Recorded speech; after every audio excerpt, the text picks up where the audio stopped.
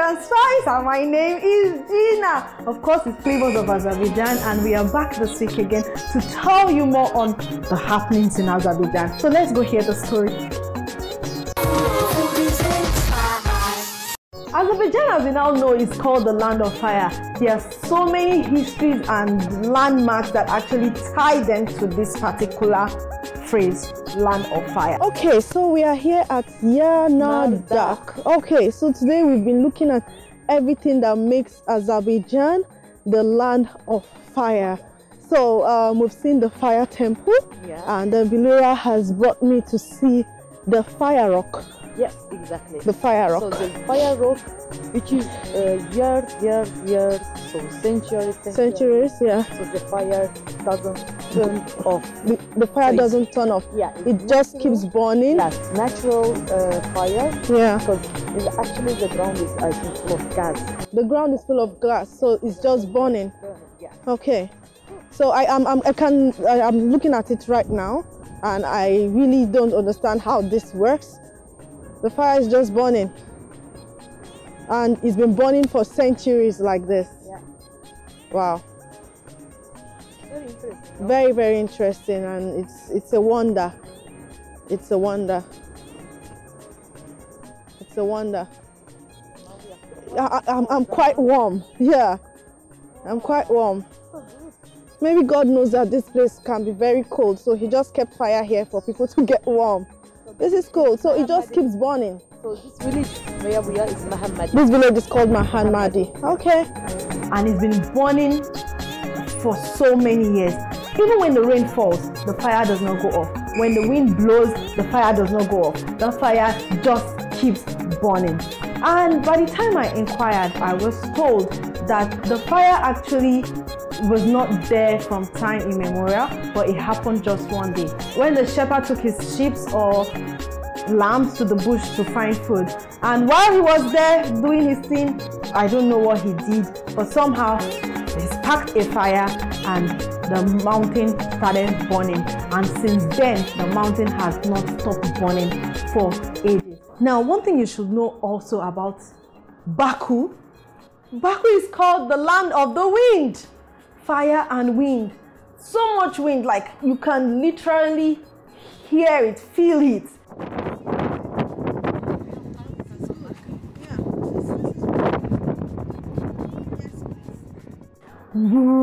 It's the noise all the time, yeah. And after seeing that, we decided to go see Bilura's younger sister, who lives with a very, very beautiful mother-in-law. Her husband, her father-in-law also live there. Oh my God, and she has very beautiful granddaughters. Yes, Bilura's sister's daughters are so cute. I enjoyed having them around, or I enjoyed being in their house because of they were that cute, like lovely baby girls.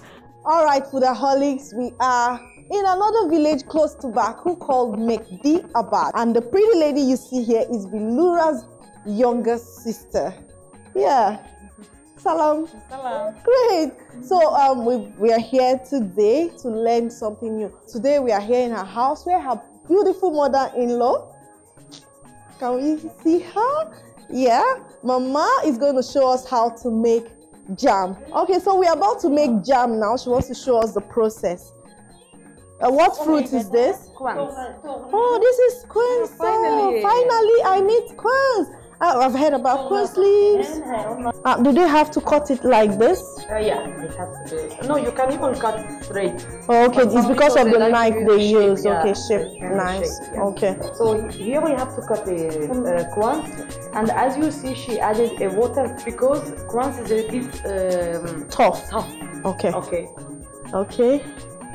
So just enough water to cover, Yeah. or not even to cover it, just a little.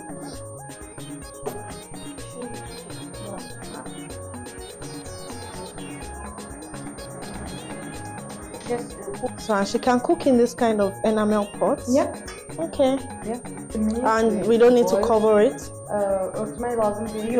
No. Okay. I won't lie to you. Since I've been seeing the jam, the first thing I'm thinking in my head is I really want to take the idea of jam back to Nigeria and get a lot of women doing this. Why not? Yeah. So if either they are making jam for their homes or they can make jam to sell. All right, guys. So the queen's fruit is boiling already, and Mama is going to show us what will go in next.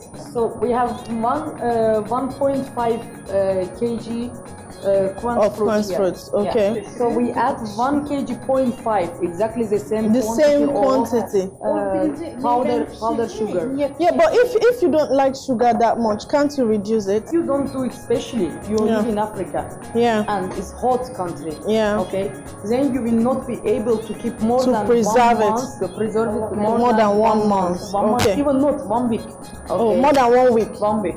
When we do our jam in this way, when we cook our murabba in this way, then you can preserve it for 1 year, 2 years without keeping in the fridge. Okay. So this way, 1 year, 2 years, you don't have to keep it in the fridge. Yeah. It has to be boiled now. Okay. To reduce all juice of it, the sugar also, that the fruit has to take the juice. Okay.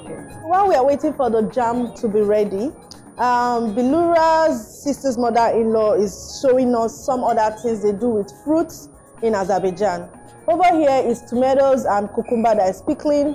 And even some peppers. Yeah, some peppers pickling. Yes, I had to ask about compost because for every home I visited in Azerbaijan, rather than buying you mineral like we always do in Nigeria, they will serve you tea, and the next thing you'll see again is some kind of jar with lots of water, but with fruits, like almost whole fruits, or maybe the fruit is divided into half or quarters inside.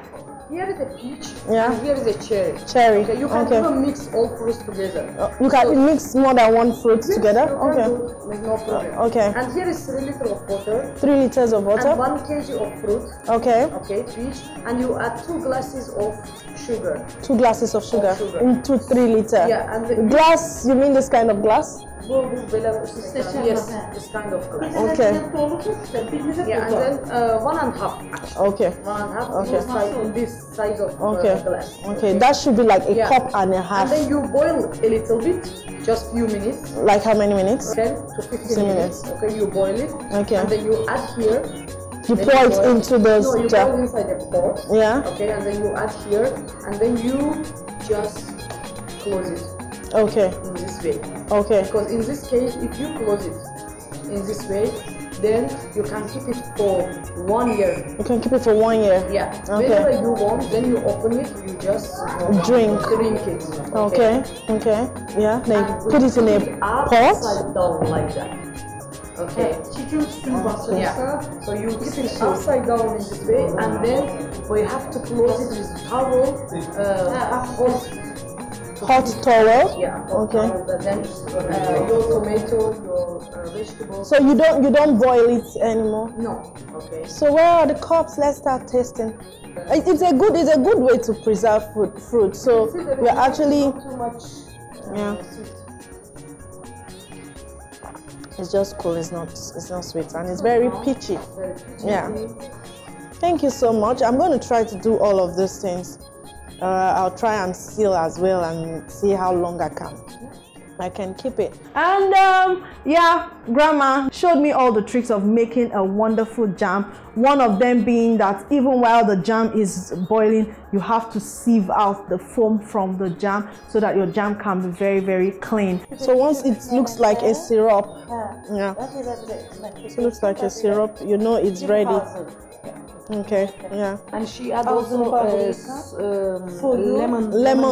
lemon salt. A little bit. A little bit of it. Preserve the color of it. Yeah. Okay. So once it's cold, we put it in that bottle. That bottle, and then you just close it again. You seal it again if you want. So I'm tasting the jam we just made.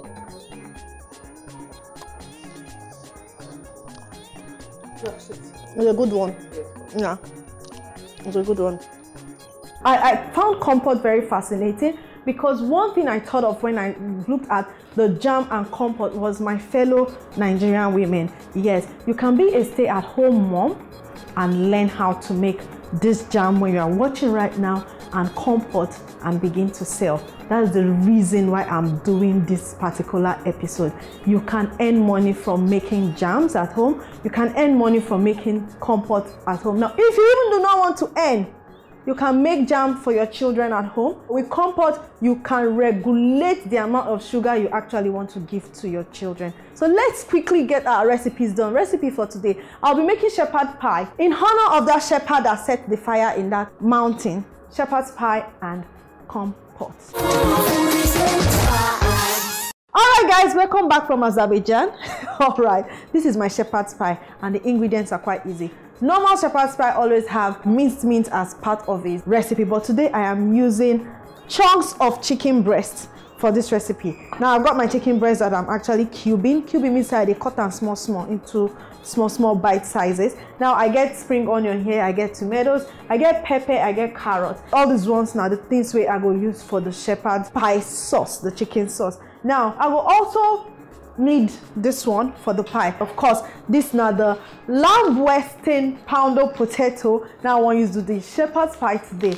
Now I also get sugar, I get apples, then I get apple pear, this other type now they call apple pear. I get lemon for some garnishing on top. The only thing where they're missing here right now the cheese.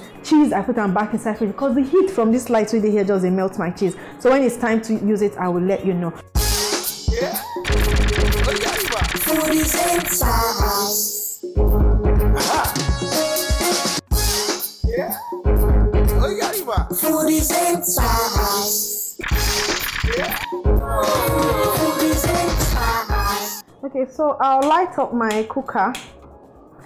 Yeah, this is good. Like I said, every other thing I'm adding, I'll let you know. So I'll be adding some butter now. If you don't have butter, you can use vegetable oil, canola oil. The only thing I might not advise you to use is palm oil or any other kind of oil. So I'll be taking approximately 40 grams of this butter. Okay, so I'll just melt the butter. So while the butter is melting, the next thing I'll do is to salt this chicken and add some black pepper.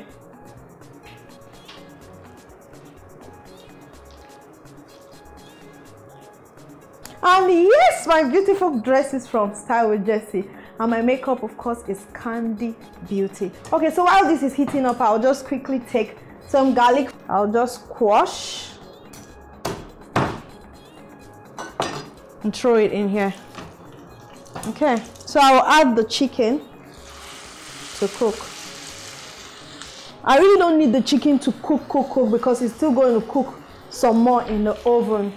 Yeah, this is just to make sure that it's well seasoned and that salt goes in very well. It will still cook in the oven. Okay, so once you start noticing the golden brown edges, you turn it so that the other side can cook. As it's cooking, let me quickly slightly blend my tomatoes and pepper. I need some pepper. I'll need just like 2 tomatoes.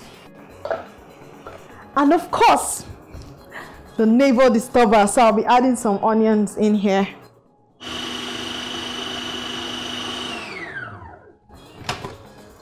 Okay, so I'll line a plate with paper towel to drain the oil. This is what we're looking for.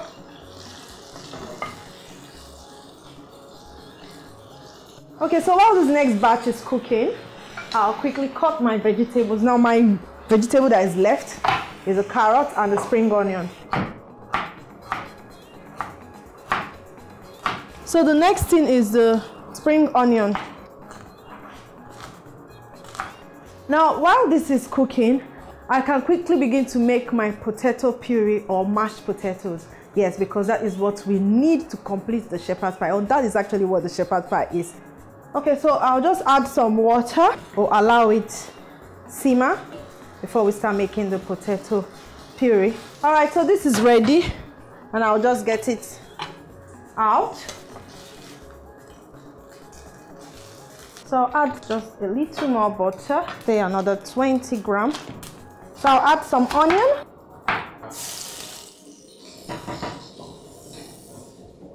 So I'll add my tomatoes and pepper and some of that spring onion.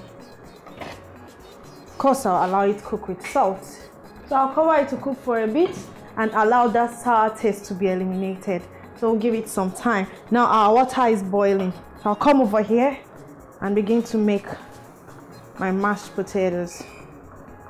Now I'm making this mashed potatoes with the lamb western poundo potato. Yeah, now I'm going to turn this off now and I'll be adding 1 egg yolk and get the egg white out. I need the yolk and I'll be adding some milk to it. So I'll mix it thoroughly. So this is good. We'll come back for it. And over here, yes, our tomato is doing good. So I'll just taste to make sure that the sour taste of the tomatoes has been eliminated. So I'll add my chicken back now. I'll use some seasoning cubes. I'll get my carrots in there and the remaining spring onion and stir.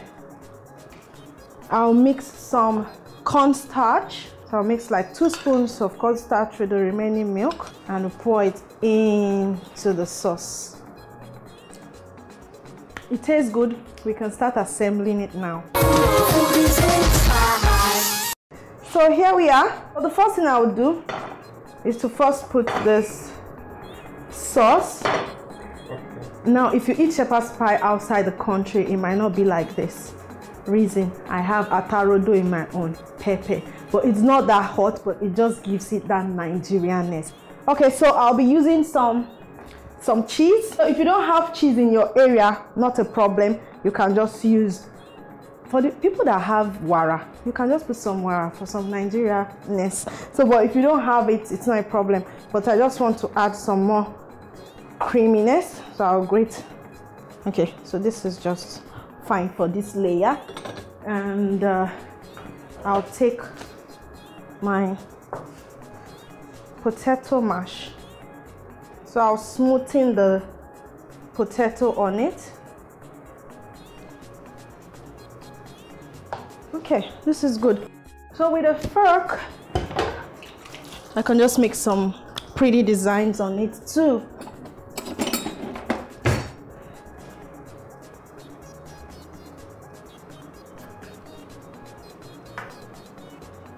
I still have a little bit of my cheese. Like I told you, cheese is optional. Yeah, so I'll just put it in the oven to cook 15 to 20 minutes or till it's golden brown.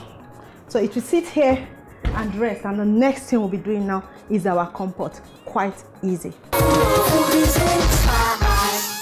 So I'm using 3 apple pears and 3 apples here. So I'm washing them now. So I'm going to just open up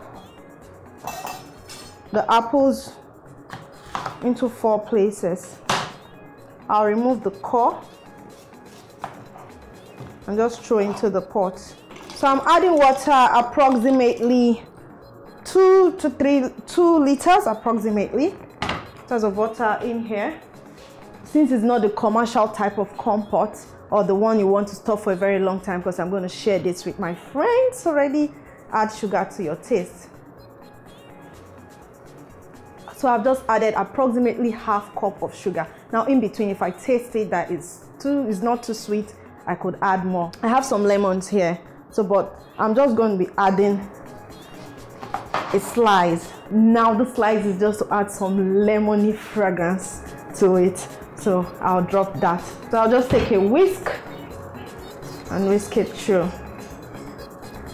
I can even begin to taste my sugar level from here. Okay, so I'll just cover this and allow it to cook 20-25 minutes. So I'm sure they will actually meet each other halfway. That's our shepherd's pie in the oven, and of course my compote. All right, so our compote is ready. I'll just stir. Wow, lovely. Now compote can be served both or hot. So you want to take this, you cool it in the fridge. Yeah. This tastes beautiful. And the taste of the lemon also came out nice. Very beautiful. I have one that I have cooled in the fridge already. Yeah, so this is what I'll be serving to my beautiful guests today. And of course, over here, this is looking very brown, gorgeous and crisp. This is lovely. So I'll be serving my guests now. Food done. Foodies and spice. Foodies and spice.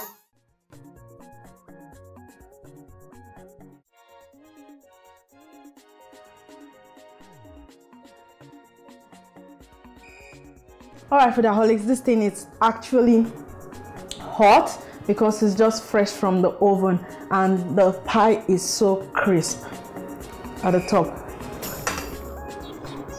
So I have Madam Kemi Ashefon in the building with me today. Kemi, you are welcome to the shop. Thank you. Yeah. So this is my shepherd's pie. Okay. This shepherd's pie is made with chicken sauce. And this is my compote drink recipe all the way from Azerbaijan. What do you used to call it?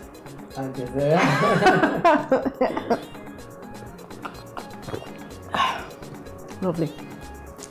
Kemi is actually camera shy. Like you can see it written all over her. But Kemi is a media person. Like she is a journalist extraordinaire. She's the owner of the Kemi Ashefon Love Haven. Exactly. Kemi Ashefon Love Haven blog, Instagram handle, everything. You'll be seeing it on the screen right now. But this is delicious. I think I like it. And there's this bit of pepper. Yes, this is the Nigerian type. Don't forget, we made it with potato flakes from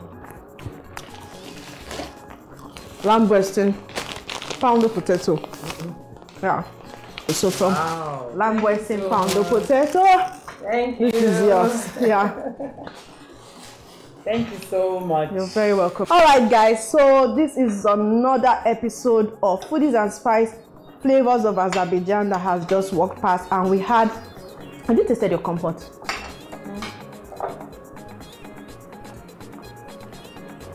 You can throw it in. Inside. Yeah. Wow, this is delicious. Yeah. So I like the sugar. I like sugar anyway. But this one is not even as sweet as Azerbaijan people don't know. They pour sugar. Yeah, has plenty sugar. Anyway, like I said, sugar to your taste. Thanks for watching. We'll see you again next week. Thank you.